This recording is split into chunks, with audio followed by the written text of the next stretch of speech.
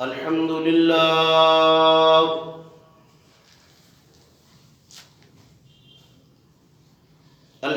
لله نحمده ونستعينه ونستغفره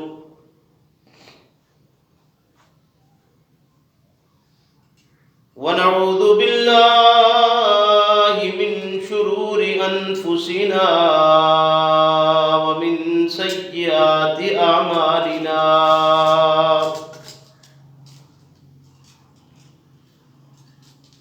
من يهده الله فلا مضل له ومن يضلله فلا هادي له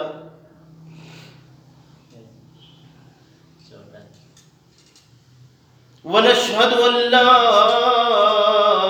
إله إلا الله وحده لا شريك له ونشهد أن محمدا عبده ورسوله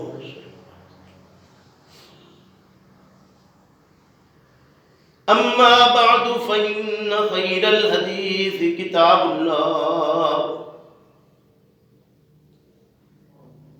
وخير الهدي هدي محمد صلى الله عليه وسلم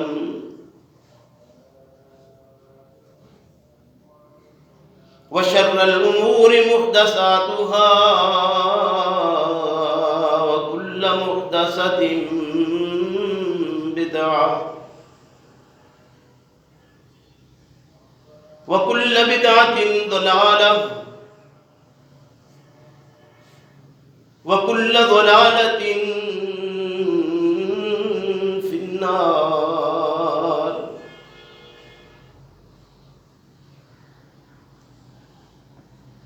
فأعوذ بالله من الشيطان الرجيم بسم الله الرحمن الرحيم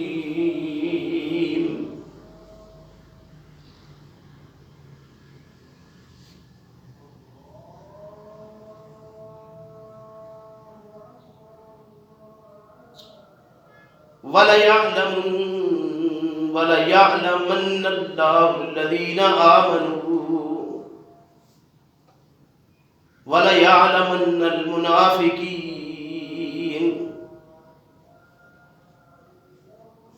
وَقَالَ الَّذِينَ كَفَرُوا لِلَّذِينَ آمَنُوا اتَّبِعُوا سَبِيلَنَا وَلْنَحْمِلْ خَطَايَاكُمْ وما هم بحاملين من خطاياهم من شيء إنهم لكاذبون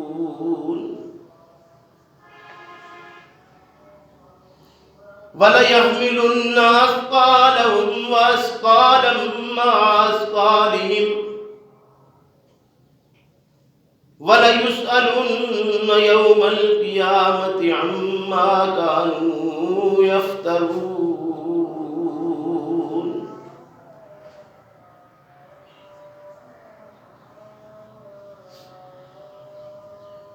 وَلَيَعْلَمَنَّ اللَّهُ اور یہ جو باتیں بیان کی گئی ہیں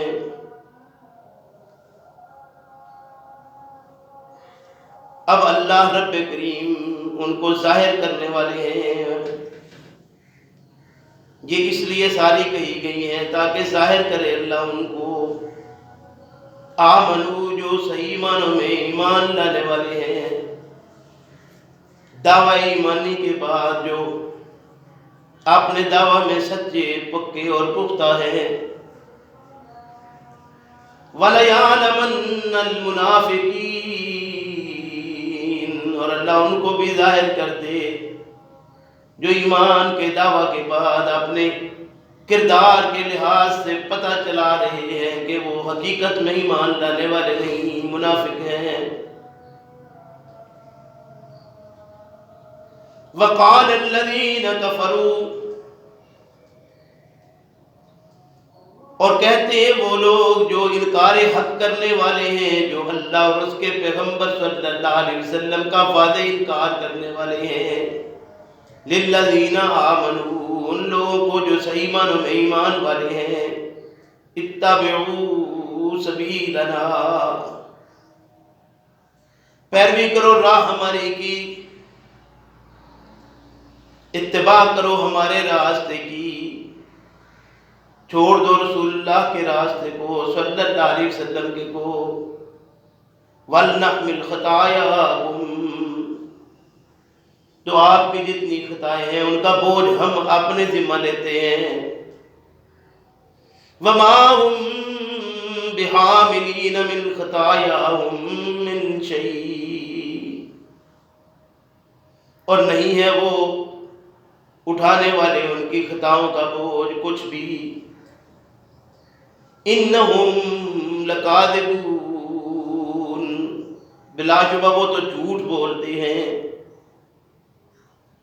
وَلَيَحْمِلُنَّ أَثْقَالَهُمْ، اور البتہ ضرور اٹھائیں گے وہ بوجھ اپنے، وَأَثْقَالًا مَّعَ أَثْقَالِهِمْ، اور اپنے بوجھ کے اوپر مزید وہ اپنا بوجھ اٹھائیں گے، اس لیے کہ وہ جھوٹ بول رہے ہیں اور آپ کے ساتھ بددیانتی والی باتیں کر رہے ہیں، وَلَيُسْأَلُنَّ يَوْمَ الْقِيَامَةِ، اور البتہ ضرور سوال کیے جائیں گے وہ قیامت کے دن، عَمَّا كَانُوا يَفْتَرُونَ، اس بارے میں کہ وہ زندگی میں گھڑتے رہے ہیں، افتراء کرتے رہے ہیں۔ سبحان ربک رب العزت عما یصفون، وسلام علی المرسلین، والحمد للہ رب العالمین۔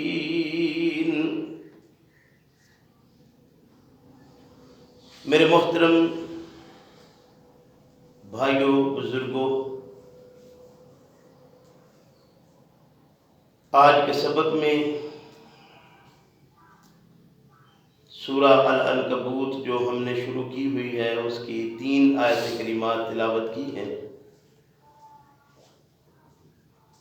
یہ 11، 12 اور 13 نمبر آیات ہیں سورہ العنکبوت کی،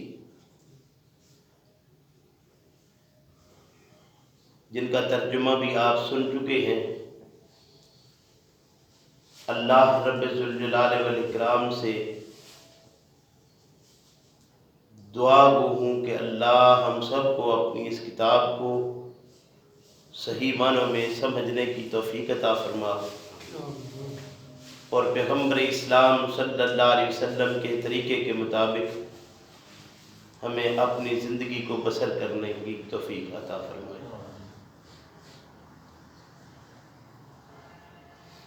دعوی ایمان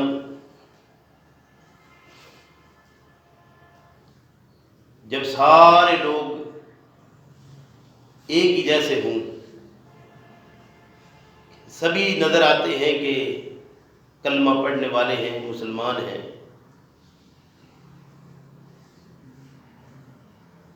خواہ وہ کسی وجہ سے کہ معاشرتی لحاظ سے معاشرہ مسلمانوں کا ہے، کلمہ پڑھنے والوں کا ہے، لا الہ الا اللہ محمد رسول اللہ کہنے والوں کا ہے، یا خاندانی طور پر ہیں کہ پیدا ان گھروں کے اندر ہوئے ہیں، مطلب جو بھی مجبوریاں ہیں محض وہ مجبوریاں ہیں کہ اس کی وجہ سے ایمان والوں کی صف میں شامل ہیں۔ تو اللہ رب کریم کو ایمان والوں کو آزمانا ہے کہ ان میں حقیقت میں ایمان والے کون ہیں اور کون وہ ہیں جو اندر سے مومن نہیں ہیں، جو خواہ اپنی معاشرتی مجبوریوں سے، خواہ خاندانی مجبوریوں سے، خواہ وقت اور حالات کی مجبوری سے، یعنی اب ان کا لیبل یہ لگا ہوا ہے تو وہ اپنے لیبل کو ہٹانا نہیں چاہتے، اس لیے وہ ایمان کے اندر داخل ہیں۔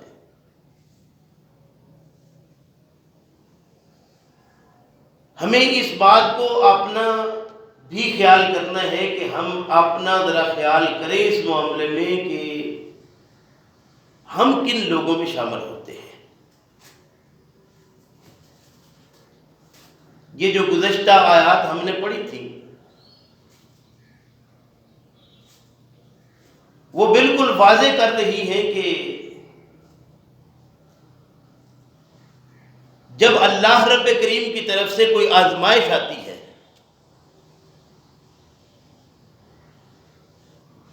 اور لوگ جو ایسے لوگوں کو کسی نہ کسی مصیبت کے اندر مبتلا کر دیتے ہیں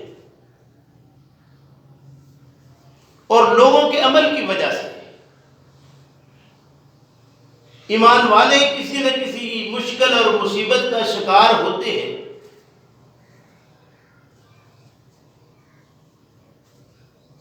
تو ساتھ والے یہ بات باور کرواتے ہیں کہ دیکھو یہ کام اتنا آسان نہیں ہے، لہذا آسانی کی طرف آؤ اور اسی طرف اور اسی ڈگر کو تم بھی اپناؤ جس کو سارے اپنائے ہوئے ہیں۔ آج زمانے کے اندر مسلمان گھرانوں میں ہم پیدا ہوئے ہیں اور جس ملک میں ہم پیدا ہوئے ہیں اسے اسلامی جمہوریہ کہتے ہیں، تو ظاہر ہے یہاں اکثریت ایمان والوں کی ہے، مسلمانوں کی ہے۔ آج وہ رسومات جو کل تک جہاں ہمارے آباء و اجداد تھے ان میں جو رائج تھی، ٹوٹل وہی رسومات نام بدل کر ہمارے اندر موجود ہے۔ آپ پیدائش سے لے کر وفات تک ایک ایک کام کو دیکھ لیجیے، ہر کام نام کے لحاظ سے تبدیل نظر آئے گا، سلسلہ جو ہمارا ہے وہ وہی ہے جو ہندوانہ رسومات میں موجود ہے، کیونکہ یہ خطہ جس میں ہم رہتے ہیں جسے اسلامی جمہوریہ کہتے ہیں، یہ دراصل وہی خطہ ہے جو کبھی کسی زمانے میں ہندوستان کہلواتا تھا، یعنی یہ ہندوستان کا ہی علاقہ تھا وہ پرانے وقت میں۔ تو اسی ہندوستان کو اب یہ پاکستان اور انڈیا ہے دو الگ الگ، جب ہندوستان کی بات تھی تو یہ خطہ بھی اس کے اندر ایسے ہی تھا۔ تو ظاہر ہے جہاں لوگ مل جل کر رہتے ہیں، ہمارے یہاں کہتے ہیں خربوزے کو دیکھ کر خربوزہ رنگ پکڑتا ہے، تو وہ چیزیں جو ان کے اندر تھی اس وقت رائج، اب مدت گزرنے کے بعد ہمارے اندر وہ باتیں اسی طرح عود کر آئی ہیں۔ اس کی میں ایک مثال کیوں آپ کو دے سکتا ہوں، شاید پہلے بھی آپ نے سنی ہو کہ یہ جو روایات بنتی ہے نا، کیسے وہ جنم لیتی ہے، کیسے وہ چیزیں پیدا ہو جاتی ہیں۔ کہتے ہیں کہ کسی آدمی نے 4 بندر لیے، ایک کمرے میں بند کر دیے، ایک سیڑھی اس میں لگا دی، سیڑھی کے اوپر والی جگہ پر اس نے کیلا لٹکا دیا جو بندر کی بڑی مرغوب غذا ہے۔ اب وہ جب بندر دیکھتا ہے اوپر ایک سیڑھیوں کے ساتھ انہوں نے بٹن پریس کر دیا ہے، جو ہی وہ پاؤں جائے گا نا اس کے اوپر تو اوپر شاور لگے ہوئے وہ شاور کھل جائے گا۔ بندر جیسے کھانے میں کیلے کو بہت پسند کرتا ہے، ایسے ہی پانی سے بہت بھاگتا ہے۔ یہ مثال ہے سب تفہیم کے لیے۔ تو کہتے ہیں کہ وہ جو ہی بندر اپنی خوراک کو دیکھتا ہے اسے بڑی مرغوب غذا لگتی ہے کیلا، وہ بھاگتا ہے اس کی طرف، جو ہی وہ ڈنڈے پر پاؤں رکھتا ہے اوپر سے شاور کھلتے ہیں، پانی نیچے آنا شروع ہوتا ہے، جو اوپر جا رہا ہوتا ہے بندر دوسرے پکڑتے ہیں اس کو مارتے ہیں. یہ سلسلہ کچھ دنوں تک رہتا ہے. اس کے بعد اس میں سے ایک بندر نکال لیا جاتا ہے اور اس کی جگہ ایک اور رکھ دیا. وہ جو ہی اندر آتا ہے بندر، وہ دیکھتا ہے اوپر کیلا نظر آتا ہے اس کو، وہ اوپر چڑھنے لگتا ہے تو اس کو مارنا شروع کرتے ہیں کہ نہیں اوپر نہیں جانا. وہ اوپر نہیں جانے دیتے اسے. پھر ایک ایک کر کے وہ 3 باقی بھی نکلتے ہیں اور ان کی جگہ پر دوسرے 3 اور آ جاتے ہیں. یعنی 4 بندر تھے، 4 نئے بندر آ گئے ہیں. اب وہ ایک ایک جس کو اتنا وقت ملا ہے نا، اس کو صرف اتنا پتا ہے کہ جب میں اوپر جانے لگتا ہوں تو باقی مارتے ہیں. تو اب وہ 3 اس بات کو سمجھ چکے ہوئے ہیں کہ اوپر جائیں تو مار پڑتی ہے اور جو اوپر جائے اس کو مارا جاتا ہے. وہ جو چوتھا ہے اس کو بھی نکالتے ہیں، اس کی جگہ پر چوتھا بندر اندر نیا آ جاتا ہے. لیکن جو ہی وہ آتا ہے اوپر چڑھنے کی کوشش کرتا ہے تو یہ جو نیچے والے 3 ہیں یہ اس کو پکڑتے ہیں اور مارتے ہیں. اب ان کو یہ علم نہیں ہے کہ مارنا کیوں ہے. ان کو صرف اتنا پتا ہے کہ بس جب کوئی اوپر چڑھنے لگے تو اس کو مارا جاتا ہے اور مارتے ہیں. یہ مثال دی گئی ہے کہ اسی طرح یہ ساری روایات بن جاتی ہیں.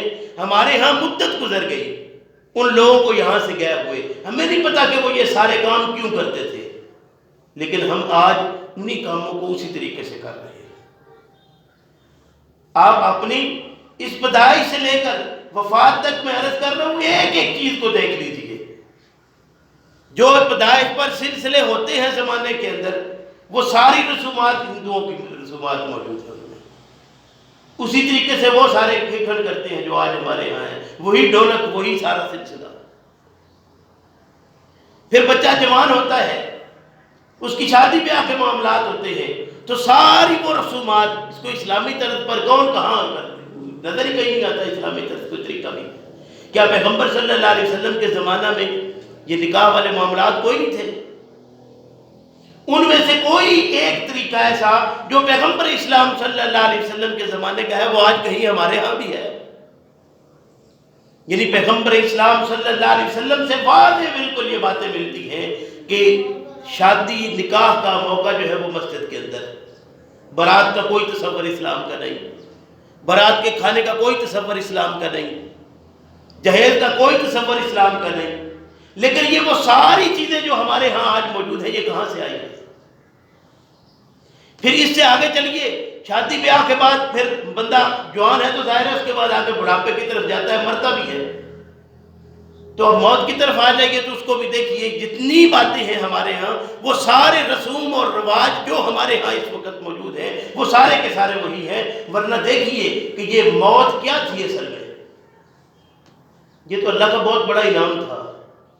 اگر انسان غور کرے، اگر یہ موت نہ ہو تو مجھے بتائیے کہ آج سے جو 50 سال پہلے گئے ہیں، اگر وہ ان 4 پائیوں پر پڑے ہوئے ان کو 50 سال گزرے ہوتے تو ان کی صورتحال کیا ہوتی؟ صرف 50 سال نہیں، 10 سال کی اندازہ کر لیجیے. ایک آدمی تو 2-4 سال چارپائی پر گزارتا ہے، اس کی پوزیشن کیا بن جاتی ہے یہ آپ بہتر سمجھتے ہیں میرے سے. تو یہ اللہ کا جو انعام ہے کہ اللہ ایک وقت انسان کا پورا کرتا ہے اور اپنا وقت پورا کر کے انسان یہاں سے چلا جاتا ہے. تو اس پر جو آج ہمارے ہاں سارے سلسلے کیے جاتے ہیں وہ وہی سارے ہیں جو وہاں ان کے ساتھ لگے ہوئے. یعنی وہ پن دان کرتے ہیں، ہم مثال کرتے ہیں، اور وہ اس کا انہوں نے وہ نام رکھا ہوا ہے، ہم نے یہ نام رکھا ہوا ہے. وہ اس طریقے سے اپنے کام کر رہے ہیں اور ہم اس طریقے سے اپنے کام کیے چلے جا رہے ہیں. اللہ ارشاد فرماتے ہیں وَلَيَعْلَمَنَّ اللَّهُ الَّذِينَ آمَنُوا وَلَيَعْلَمَنَّ الْمُنَافِقِينَ. یعنی اللہ رب کریم ایمان والوں کو بھی اور جو اس ایمان کے دعوے کے بعد اس کا کردار نہیں ادا کرنے والے ایمان والوں والا، ان کو ظاہر کرنا چاہتا ہے. گویا ایمان میں جو صادق ہے اور ایمان میں جو کاذب ہے، ان دونوں کو ظاہر کرنے کے لیے اللہ رب کریم نے یہ سارا سلسلہ جو زمانے کے اندر آزمائش کا ہے وہ بنایا ہوا ہے. کہ آزمایا جائے یہ انسان کہ یہ کرتا کیا ہے. مرض آزمائش میں ہے کہ تو آزمائش کے اندر پڑا ہوا ہو. آزمائش والا سکون میں ہوتا ہے. جو بندہ کسی آزمائش میں پڑا ہو وہ سکون میں ہوتا ہے. ہم آزمائش سے نکلنے کے لیے سکون کی تلاش میں ہیں. تو اگر سکون کی تلاش کرنا ہے تو پھر اس وقت کا انتظار کرنا ہے، کیونکہ اللہ کے پیغمبر صلی اللہ علیہ وسلم نے فرمایا کہ الدنیا سجن المومن، یہ مومن کا قید خانہ ہے. قید خانہ بھی ہو اور امن اور سکون بھی ہو. کیا ایسا ممکن ہے؟ نہیں. اگر قید خانے میں امن اور سکون ممکن نہیں ہے تو پھر مومن ہو تو وہ اس چیز کی تلاش کرے جو اس میں ہے ہی نہیں. اس کا مطلب ہے یا وہ مومن نہیں یا تلاش غلط ہے. مطلب مارز آزمائش میں پڑا ہوا ہے انسان، قید کے اندر ہے انسان. ہمارے ہاں یہ کہتے ہیں کہ یہ وہ اس زندگی کی قید سے، اس دنیاوی قیود سے وہ پاک ہو گئے ہیں، نکل گئے ہیں. ہمارے ہاں جو 2 4 10 دن 20 دن مہینہ 2 4 مہینے جو چارپائی میں پڑا ہو اور اس کی حالت خراب ہو چکی ہو، لوگ کہتے ہیں کہ اللہ نے اس کی آزمائش کاٹ دی ہے. آخر یہ باتیں ہم خود کرتے بھی ہیں. اس کا مطلب ہے فطرتاً ہمارے نفس میں جو اللہ رب کریم نے فرمایا نفس وما سواہا فالہمہا فجورہا وتقواہا، اس نفس کے اندر وہ بات جو اللہ رب کریم نے رکھی ہے، وہ بات خود بخود یہ باور کرواتی رہتی ہے انسان کو کہ تیرے نفس میں یہ چیز موجود ہے کہ اس میں حق اور سچ دونوں کو، حق اور باطل دونوں کو الگ الگ کر کے اس کی وضاحت ہوتی جاتی ہے تیرے لیے. تو فرمایا یہ چیزیں جو دنیا کے اندر ایذا، تکلیف، مشکلیں آتی ہیں، فَإِذَا أُوذِيَ فِي اللَّهِ، جب یہ اللہ کی آزمائش اور ابتلاء میں ہوتا ہے انسان تو اس میں اصل اس کا مقصد کیا ہے؟ فرمایا مقصد یہ ہے وَلَيَعْلَمَنَّ اللَّهُ الَّذِينَ آمَنُوا وَلَيَعْلَمَنَّ الْمُنَافِقِينَ. اللہ رب کریم ان کو جو اپنے دعویٰ ایمان میں صادق ہے اور ان کو جو دعویٰ ایمان میں کاذب ہے، ان دونوں کی وضاحت کے لیے، ان دونوں کے اظہار کے لیے، ان دونوں کو واضح کرنے کے لیے، بتلانے کے لیے کہ تم اپنا کبھی محاسبہ کرتے ہوئے یہ دیکھو کہ تم اپنے دعویٰ میں سچے ہو یا جھوٹے ہو، صادق ہو یا کاذب ہو. میرے بھائیو، یہ زندگی جو مجھے ملی ہے، اس زندگی کا حساب مجھے دینا ہے، اور جو زندگی آپ کو میسر آئی ہے اس کا حساب آپ کو دینا ہے. آپ کو میرے متعلق سوال نہیں کیا جائے گا، مجھے آپ کے متعلق سوال نہیں کیا جائے گا. آپ سے آپ کے متعلق پوچھا جائے گا کہ حضرت آپ کو دنیا میں بھیجا تھا، کیا کر کے آئے ہو؟ ہمارے ہاں بڑی عجیب و غریب باتیں معروف ہیں. لوگ کہتے ہیں جی دعا کرے اللہ کرے مرتے وقت کلمہ نصیب ہو جائے. ہر چھوٹا بڑا، عالم جاہل، ہر سمجھدار نہ سمجھ، ہر مرد اور عورت یہ جملہ عام بولا جاتا ہے ہمارے ہاں کہ جی دعا کریں اللہ کرے کہ مرتے وقت کلمہ نصیب ہو جائے. میں اس لیے یہ بات عرض کرتا ہوں کہ ہم قرآن کے قریب جانے کو تیار نہیں ہوتے. قرآن کو پڑھے، آپ کو بتائے کہ مرتے وقت کلمہ نصیب ہو تو کیا ہوتا ہے. اللہ کرے جب تک ہیں ہمیں کلمہ نصیب ہو. مرتے وقت موت کیسی ہے یہ رب العالمین کے علم میں ہے. اس وقت صورتحال کیا ہوگی مجھے نہیں پتہ اس کا. دعا ضرور کرتے رہنا چاہیے کہ اللہ موت دے، اچھی موت ہو. لیکن موت جیسی بھی ہو، کیا موت پر فیصلہ ہو جائے گا کہ یہ موت اس کی کیسی آئی ہے؟ یہ فیصلہ کرنے والے ہم دنیا والے کون ہیں آخر کسی کا؟ سوچنے کی بات ہے نا۔ اگر یہ دیکھنا ہے کہ مرتے وقت کلمہ نصیب ہونا ہو تو ہو جائے، پھر ہوتا کیا ہے؟ آپ پڑھیے ذرا فرعون کے واقعے کو۔ اس نے دو چیزیں کہی تھیں۔ ایک اس نے کہا تھا کہ میں موسیٰ اور ہارون کے رب کو ایمان لاتا ہوں میں اس پر۔ کیا کہا تھا اس نے؟ موسیٰ اور ہارون کے رب پر میں ایمان لاتا ہوں۔ دعویٰ ایمان کر لیا اس نے کہ نہیں کیا؟ ابھی کلمہ رہ گیا اس کا؟ اور کون سی توحید ہے؟ اور کون سی رسالت ہے؟ اس وقت کا رسول کون ہے؟ موسیٰ علیہ السلام۔ رسول کون ہے؟ ہارون علیہ السلام۔ دونوں نبی ہیں، دونوں نبیوں کا نام لے کر وہ اپنے رب پر ایمان لانے کا دعویٰ کر دیتا ہے۔ کلمہ نصیب نہیں ہوا بھی۔ پھر اس نے دوسرا جملہ کیا بولا؟ اس نے کہا وانا من المسلمین، میں فرما برداروں سے ہو گیا ہوں۔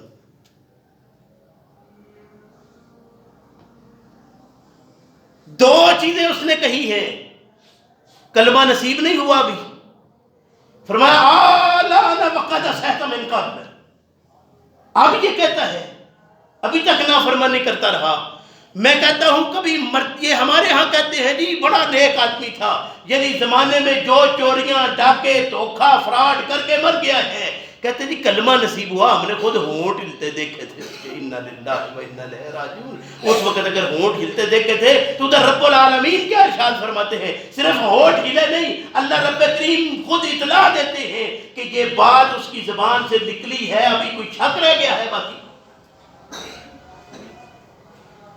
میں ایک نہیں کئی ایک باتیں آپ کو اس سلسلے میں عرض کروں کہ ہمارے ہاں کس طرح کی باتیں معروف ہو چکی ہیں۔ کہتے ہیں جی انسان مرتا ہے تو قبر میں جاتا ہے تو وہاں اس سے سوال و جواب ہوتے ہیں، وہ چند سوال ہیں، ان کو رٹوا دو۔ تیرا رب کون ہے؟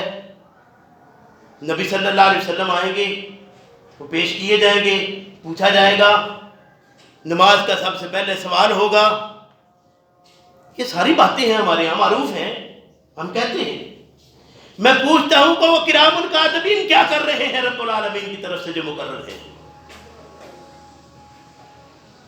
آخر اللہ رب کریم نے ارشاد فرمایا کرام الکاتبین یعلمون ما تفعلون، وہ جانتے ہیں، وہ تمہاری کتاب لکھ رہے ہیں، تم اپنی اس کتاب کا ایک ایک ورق روزانہ صبح سے شام تک خود مندرج کروا رہے ہو۔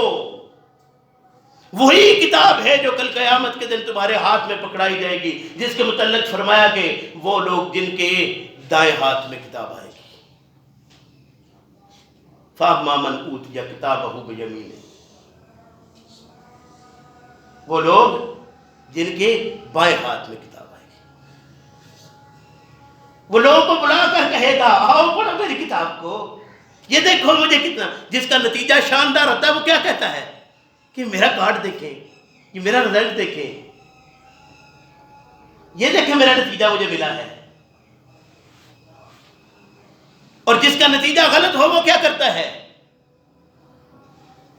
وہ کہتا ہے کہ کاش میں یہ کتاب نہ دیا گیا ہوتا۔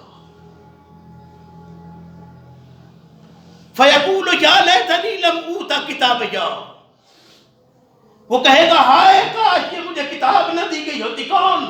جس کے بھی شمال ہی، جس کے شمال میں ہاتھ پکڑایا گیا، ہاتھ نامہ اعمال پکڑا دیا گیا، وہ تو رو رو کر کہے گا کاش آج میں نتیجہ نہ دیا گیا ہوتا۔ وَلَمْ أَدْرِ مَا حِسَابِيَهْ، ہائے کاش میرا حساب کتاب نہ ہوتا۔ یا لیتہا کانت القاضیہ ما اغنی عنی مالیہ ہلک عنی سلطانیہ، وہ تو پکار پکار کر کہے گا کہ میرا مال کسی کام میرے نہ آیا، میری یہ بادشاہت، میری یہ سلطنت، میری یہ کوٹھی، میری یہ کار، میرا یہ عہدہ، میرا یہ کوئی چیز میرے کام، یہ سلطنت مجھے کسی کام نہ آ سکی۔ خذوہ فغلوہ ثم الجحیم صلوہ. یہ تو دنیا کی زندگی ہے. اس دنیا کی زندگی کے اندر ہم مارز آزمائش میں ہیں، اور اس مارز آزمائش میں ہی ہم سے سوال سب سے پہلا کس چیز کا ہے کہ اللہ کے بندو نماز کا وقت ہو تو نماز ادا کرو. یہ سوال ہو رہا ہے کہ اللہ کے بندے نماز کا وقت آیا کہ نہیں آیا تو. یہ جو زندگی ہے نا، یہ جس میں ہم حساب کتاب دیں، یہ ہم اس وقت کمرہ امتحان میں ہیں. ہمیں بتا دیا گیا کہ یہ زندگی ختم ہوگی تو کمرہ امتحان ہوگا، جہاں ہم پڑے ہوں گے اور وہاں حساب ہوگا. سوال کہاں ہوتا ہے؟ کمرہ امتحان میں. تو کمرہ امتحان میں ہم ابھی ہیں. یہ کتنی بڑی غلطی لگا دی گئی ہمیں کہ ہم کمرہ امتحان میں بیٹھے ہیں، پیپر درج کر رہے ہیں، وقت ہمارا ایک ایک لمحہ کر کے گزرتا چلا جا رہا ہے، اور ہم یہ سمجھتے ہیں کہ ابھی کمرہ امتحان ہمارا باقی ہے. ان ظالموں نے کیسا ظلم کیا ہم پر کہ ہمیں کمرہ امتحان میں بیٹھے ہوئے یہ بجائے اس کے کہ بتایا جاتا اللہ کے بندے تیرا وقت ختم ہو رہا ہے، پرچہ اپنا جلدی حل کر لے، اپنے پیپر کو بر وقت حل کرو، اتنا ٹائم باقی ہے، بتایا جاتا ہے. تو یہاں اللہ رب کریم نے یہ علم ہی نہیں دیا کہ تیرے پاس وقت کتنا ہے، کس وقت تجھے اٹھا لیا جائے گا. اس لیے کہ تیرا ہر بندے کا پیپر ایک جیسا، ایک حساب کا نہ ایک جیسا نہیں ہے، نہ ایک حساب کا ہے. یہ ہر بندے کا اپنا اپنا پیپر ہے. اپنی تعلیم، اپنی علم، اپنی سوچ، اپنی فکر، اپنے علم کے مطابق وہ اپنا جواب دے رہا ہے، اور جواب جو وہ دے رہا ہے وہ اس کا عمل، اس کا کردار ہے جو لکھا جایا جا رہا ہے. اسی کے متعلق یہ بات ارشاد فرمائی گئی ہے کہ دیکھو کہ تمہیں وہ کتاب دے دی جائے گی اور اعلان ہوگا کہ اقرا کتاب کا، پڑھ لے اپنی کتاب کو، یہ تیرا پیپر ہے. یہاں پیپر دیکھنے کے لیے پہلے درخواست دینا پڑتی ہے. کیوں؟ اس لیے کہ مارکنگ کرنے والے جو کرتے ہیں وہ سب آپ جانتے ہیں. وہاں مارکنگ ایسی ہے کہ انسان خود بول کر کہے گا ما لہذا الکتاب لا یغادر صغیرۃ ولا کبیرۃ الا احصاها ووجدوا ما عملوا حاضرا. وہ تو پکار کر یہ کہے گا کہ میری اس کتاب کو کیا ہو گیا، اس میں جو کچھ میں نے لکھا وہ سارے کا سارا موجود ہے، چھوٹا ہے یا بڑا. میں جس کو آسان سمجھ کر رہا تھا، میں جس کو یہ سمجھتا تھا کہ خیر ہے، کر لیں گے، ہو جائے گا، میں تو یہ کہتا تھا کہ ایک بار کر لوں آئندہ نہیں کروں گا، وہ بھی اس میں درج ہے. اللہ کے پیغمبر صلی اللہ علیہ وسلم کی تعلیمات یہ وضاحت کرتی ہیں، یاد رکھیے.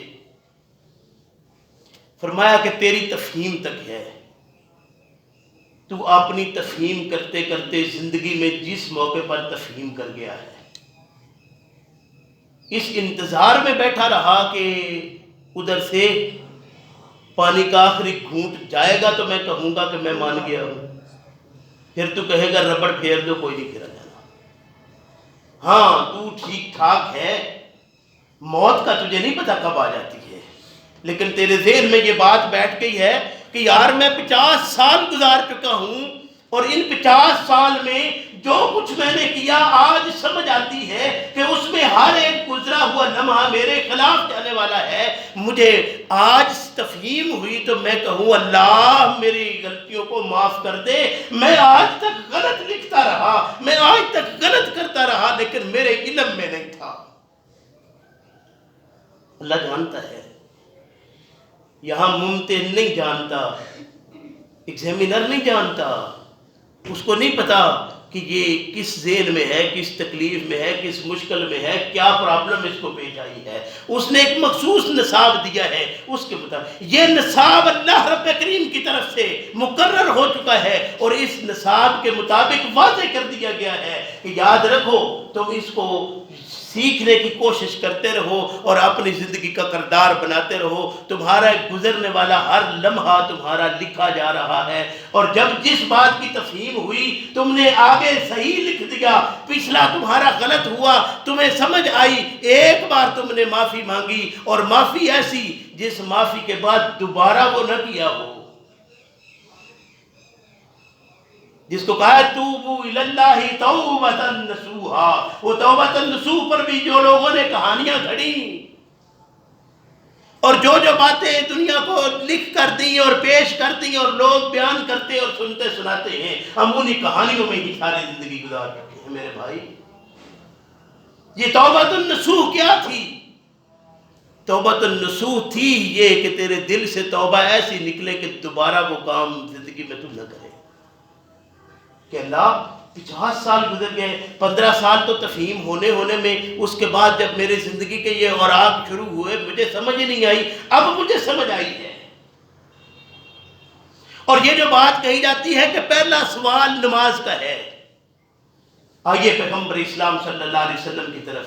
آپ صلی اللہ علیہ وسلم نے ارشاد فرمایا کہ لوگوں، جب بچہ تمہارا ہو جائے 7 سال کا، اس کو اتنی تعلیم کر چکے ہوئے ہو کہ نماز کا پتہ ہو اور نماز تمہارے ساتھ جا کر خود ادا کرے. 7 سال ابتدائی دیے ہیں. یہ ہے جو پہلی اولین پرسچ نماز بابا جو کہتے ہیں نا، وہ یہ تھی. ہمیں کہا گیا ہے کہ وہاں آپ جائیں گے قبر میں، سب سے پہلا سوال ہوگا کہ نماز پڑھتے تھے کہ نہیں. اور میں کیا عرض کر رہا ہوں، میری تفہیم یہ ہے کہ وہ جو ابتدائی 7 سال ہیں پیدائش کے بعد، والدین کا حق ہے کہ وہ اپنے بچوں کو نماز کی طرف رغبت دلاتے اس جگہ پر لے آئے 7 سال کے اندر کہ اس کو پتا ہو کہ میں یہاں اللہ کے گھر میں آیا ہوں، میں اللہ کے ساتھ ہم کلام ہوں، بیچ میں کوئی تیسری چیز نہیں ہے. فرمایا کہ جب وہ 10 سال کا ہو جائے تو اب اگر وہ نماز کے قریب نہیں آتا تو اس کو مارو، لیکن مار کے ہلاک نہیں کرنا. مارو سے مراد کیا تھی کہ اس کی ذرا تفہیم میں تھوڑی سختی کر دو کہ بیٹا اتنا وقت تجھے بتاتے ہوئے گزر چکا ہے، اب تجھے اگر کوئی شرارت کی، کوئی یہ کیا تو پھر تھوڑی ڈانٹ ڈپٹ بھی ہوگی.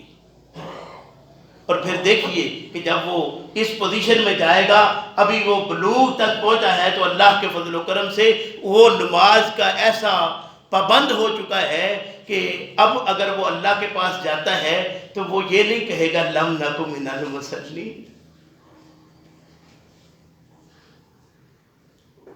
جو قرآن نے کہا نا ما سلککم فی سقر، اس سقر کی حالت میں تمہیں کس چیز نے پہنچایا، وہ کیا کہتے ہیں لم نکو من المصلین، ہم نماز نہیں پڑھا. گویا یہ وہ ابتدائی پرسچ ہے جو یہ وقت ہے اس تعلیم کا اس میں. اور اس کے بعد اگلی بات کیا تھی، وَلَمْ نَكُ نُطْعِمُ الْمِسْكِينَ، میں مسکین کو کھانا نہیں کھلاتا تھا. اب اس میں ہمیں کیا بتایا گیا؟ ہمیں یہ بتایا گیا حقیقت میں تعلیم یہ ہونا چاہیے تھی کہ بچے کو یہ بات باور کروائی جاتی کہ بیٹا یہ زندگی جو تجھے ملی ہے یہ کب ختم ہونا ہے پتہ نہیں، اس کے لیے کچھ مت سنبھال کے رکھنا، جو ہے وہ دے دینا. پھر دیکھ کہ کوئی مسکین واقعی بچتا ہے زمانے میں. پیغمبر اسلام صلی اللہ علیہ وسلم کا اپنا زمانہ ہے.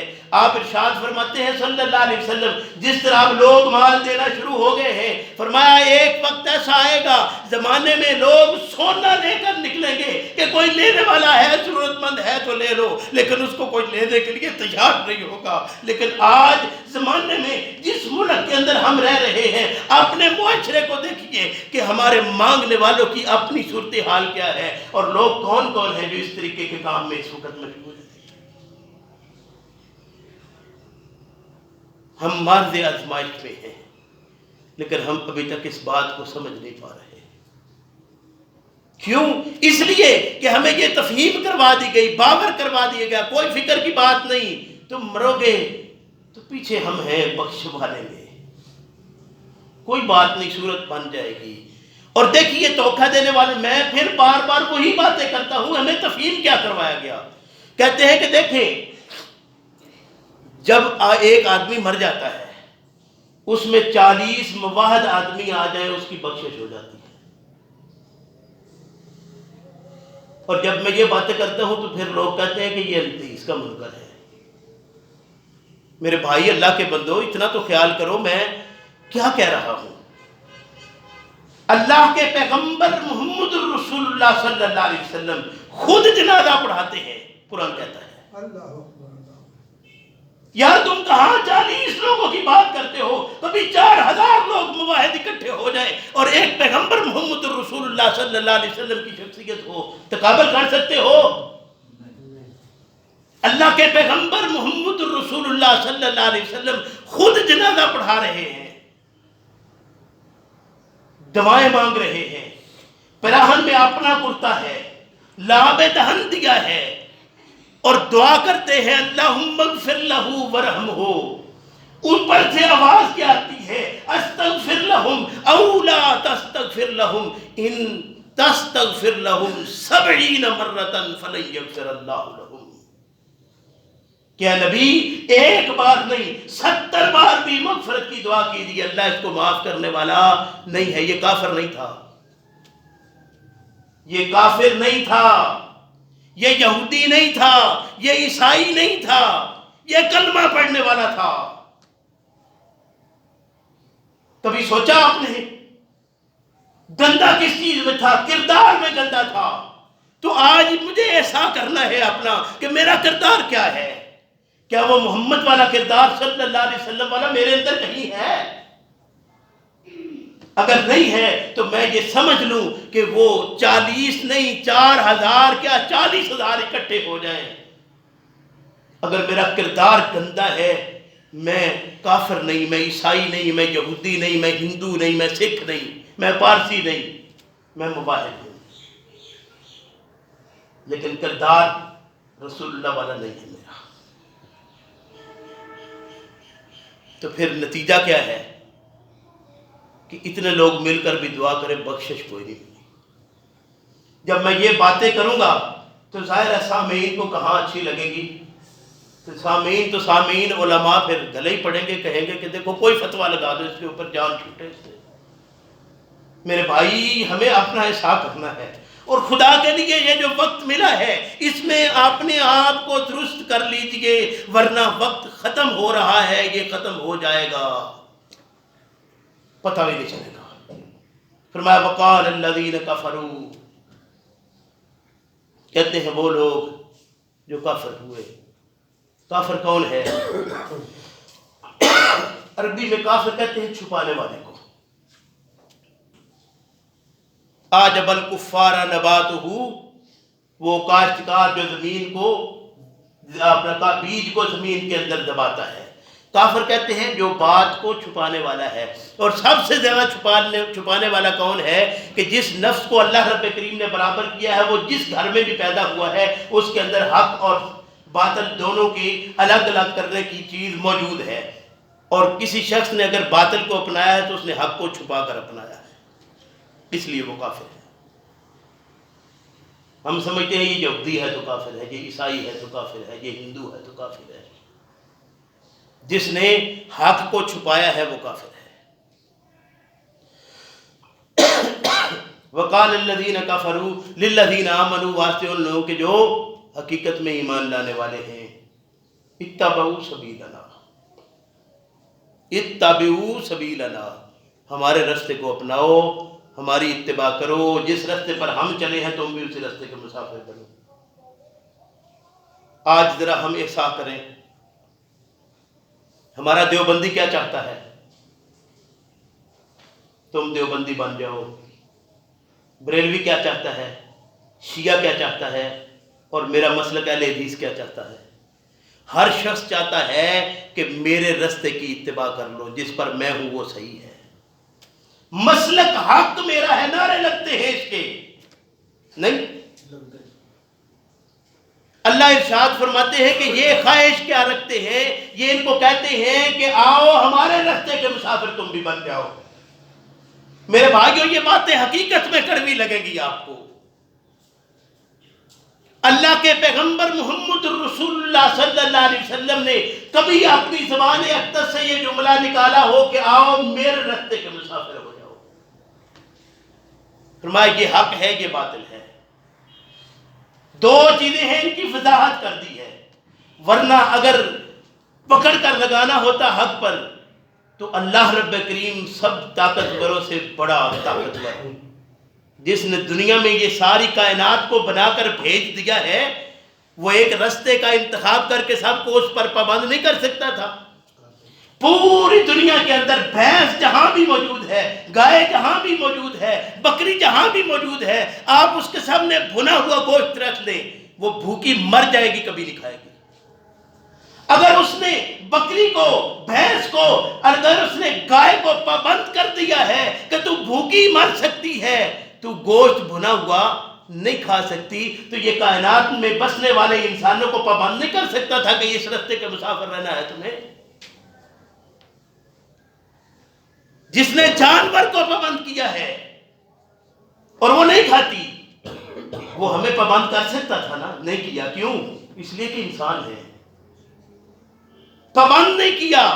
یہ کیا کہتے ہیں, یہ پابندی لگا رہے ہیں, اتبعوا سبیلنا, ہمارے راستے کے مسافر بن جاؤ. گویا آج سے کم ہم یہ کہنا چھوڑ دیں کہ یہ راستہ صحیح ہے, اس پہ آ جاؤ.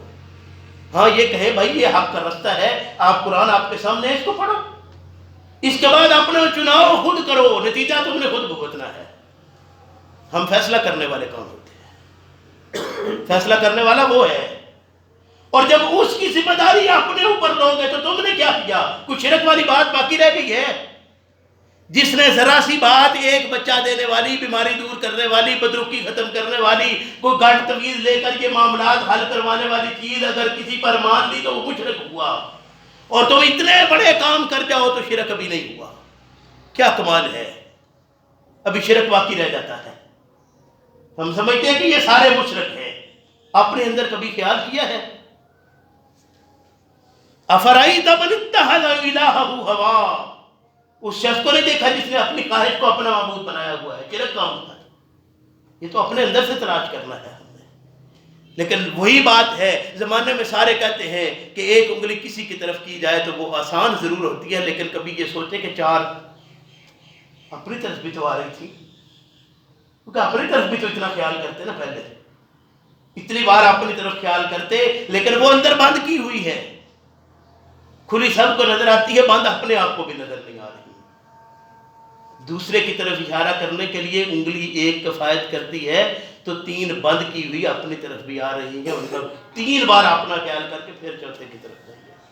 اپنی زندگی میں دیکھیے, جب تین بار ایک ہی چیز کو خود میں تلاش کرنا ہوا, چوتھی بار کہیں دیکھنے کی کہیں ضرورت رہ جائے گی باقی؟ میری نظر اٹھے گی کیوں آپ کیا کر رہے ہیں, میری تو نظر اٹھے گی میں کیا کر رہا ہوں. وقال الذين كفروا للذين آمنوا اتبعوا سبيلنا ولنحمل خطاياكم, کہتے کیا ہے, ہم تمہاری خطاؤں کا بوجھ اٹھا لیں گے. اے لذیذ ہو جاؤ, کوئی بات فکر کی نہیں ہے. اور دیوبندی بنو گے تو فکر کی بات نہیں, توحید والے ہو. اور بریلوی ہو جاؤ گے تو کوئی بات نہیں, پار لگا دیں گے, تمہارے یہ بوجھ اٹھانے والے ہیں. یہ کیا کہتے ہیں, ولنحمل خطاياكم, تمہاری خطائیں ہم اٹھا لیں گے. ابھی کوئی بات باقی رہ گئی ہے سمجھنے والی؟ وما هم بحاملین من خطاياهم من شيء, اللہ فرماتے ہیں کہ قطعاً کسی طرح کی کوئی خطا کا بوجھ اٹھانے والا دوسرا نہیں ہے. لا تزر وازرۃ وزر اخرى.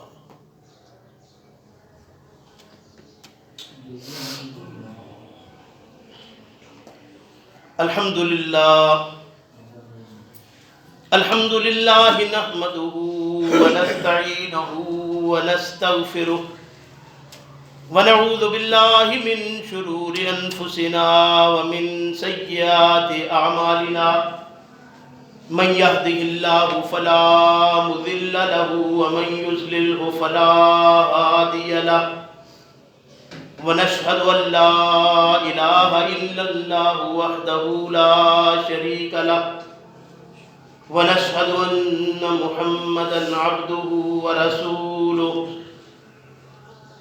أما بعد فإن خير الحديث كتاب الله وخير الهدي هدي محمد صلى الله عليه وسلم وشر الأمور محدثاتها وكل محدثة بدعة وكل بدعة ضلالة وكل ضلالة في النار فاعوذ بالله من الشيطان الرجيم بسم الله الرحمن الرحيم وَلَيَحْمِلُنَّ أَثْقَالَهُمْ وَأَثْقَالًا مَّعَ أَثْقَالِهِمْ وَلَيُسْأَلُنَّ يَوْمَ الْقِيَامَةِ عَمَّا كَانُوا يَفْتَرُونَ۔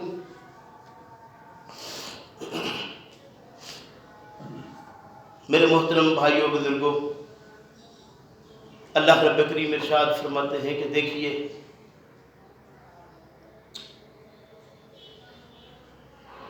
زمانے میں ان چیزوں کو دیکھنا ہے کہ یہاں دنیا کے اندر رہتے ہوئے محنت کون کر رہا ہے اور محنت کا چور کون ہے۔ کون ہے جو اپنی زندگی کی پرواہ نہیں کرتا اور اپنے کردار کو صحیح کتاب و سنت کے مطابق گزارنے کی، بنانے کی اپنی پوری بھرپور کوشش کرتا ہے اور اس پر آنے والی تکالیف، مصائب، آلام کو دل و جان سے اس لیے قبول کر لیتا ہے کہ یہ جان دی اسی کی ہے، جس نے یہ جان دی ہے میرے بغیر کسی درخواست کے، بغیر کسی سفارش کے، بغیر کسی میری محنت کے مجھے یہ دے دی ہے۔ اور جس نے بغیر کسی میری محنت اور کوشش کے اس کو بچپن سے جوانی کی طرف تبدیل کر دیا ہے، اب وہ بغیر میری کسی محنت اور کوشش کے، بلکہ باوجود اس کے کہ میں اپنی محنت اور کوشش کر لوں کہ میں اس کو یہاں روک لوں، پھر بھی وہ واپس لے جائے گا اور بڑھاپے کی طرف لوٹا دے گا۔ بالآخر مجھے یہ جہان چھوڑنا ہے، یہ دنیا کا جتنا مال، متاع، عزت، وقار، جاہ جو زمانے میں ہمارے پاس ہے یہ سارا میرا نہیں رہے گا، یہ دوسروں کا ہو جائے گا۔ اللہ کے پیغمبر صلی اللہ علیہ وسلم اپنے صحابہ سے پوچھتے ہیں کہ ذرا بتاؤ کہ تم میں سے کون ہے جو دوسرے کے مال کی حفاظت کرتا ہے؟ صحابہ اکرام سوچ سمجھ کر کہتے ہیں یا رسول اللہ صلی اللہ علیہ وسلم، ہم تو اپنے مال کی حفاظت کرتے ہیں، ہم نے کبھی دوسرے کے مال کی حفاظت نہیں کی، ہم تو ہمیشہ اپنے مال کی حفاظت کرتے ہیں۔ اللہ کے پیغمبر صلی اللہ علیہ وسلم نے ارشاد فرمایا کہ دیکھو تمہارا مال 3 حصوں میں تقسیم کر لو، ایک تمہارا کھانا پینا، رہنا سہنا، اٹھنا بیٹھنا، جو تمہاری ضروریات زندگی ہیں وہ، یعنی جو تم کھاتے پیتے ہو، ما اکل فافنا، وہ تم فلاں کر دیتے ہو، کھاتے ہو، ختم ہو جاتا ہے۔ اور ایک وہ ہے جو پہناوے کے طور پر تم نے رکھا ہے، جو پوشاک ہے تمہاری، جو تمہاری یہ بلڈنگیں ہیں، عمارتیں ہیں، کوٹھیاں ہیں، گاڑیاں ہیں، جو کچھ جن میں تم رہن سہن اپنا کرتے ہو، یہ بھی تمہارا ہو گیا، کیونکہ جو تم یہ کرتے ہو یہ پھٹ جاتا ہے، عمارتیں ہیں گر جاتی ہیں، ٹوٹ جاتی ہیں، مطلب سارے معاملات ان کے ساتھ تو ہو رہے ہیں۔ یہ 2 چیزیں۔ تیسری چیز فرمایا کہ تیسری چیز یہ ہے کہ تو چھوڑ کر چلا جاتا ہے۔ حفاظت کس کی کرتے ہو؟ اپنے کھانے پینے، رہنے سہنے کی، پہناوے کی، یا اس کی جو سنبھال کر رکھا ہوا ہے؟ حفاظت ہمیشہ اس کی ہوتی ہے جو سنبھال کر رکھا ہو۔ فرمایا جو سنبھال کر رکھا وہ تیرا کہاں ہے، وہ تو دوسروں کا ہے۔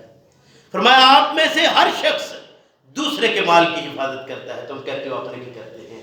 آج ہم سب دوسرے کے مال کی حفاظت کر رہے ہیں، اپنے کی نہیں۔ میرے بھائی اپنے اپنے کی حفاظت کیجیے، اور باقی جو ہے وہ جن کا ہے ان تک پہنچا دیجیے۔ اللہ توفیق دے کہ ہم یہ کتاب و سنت پر عمل کر کے اپنی زندگی کو صحیح راستے پر لے آئیں، ورنہ نتیجہ بھیانک ہے۔ اللہ مجھے آپ کو توفیق عطا فرمائے۔ ربنا لا تزغ قلوبنا بعد إذ هديتنا وهب لنا من لدنك رحمة